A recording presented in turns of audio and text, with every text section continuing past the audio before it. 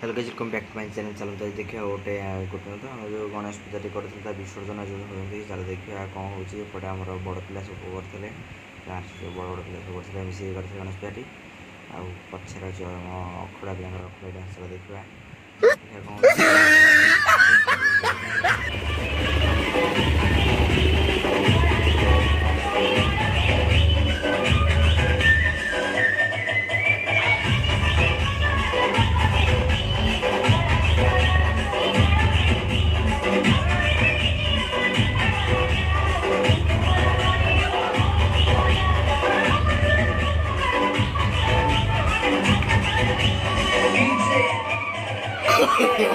no, no, no, no.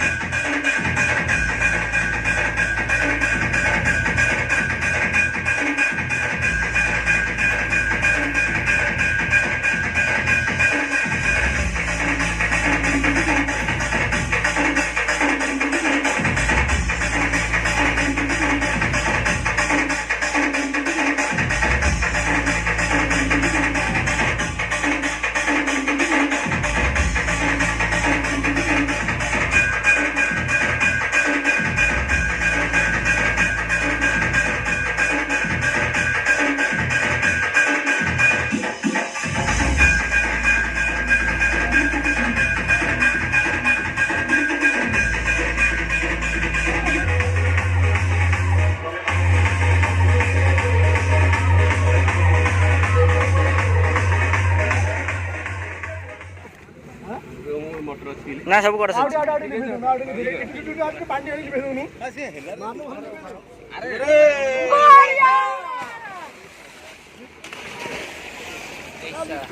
ए मोटू का जल्दी जल्दी गाड़ी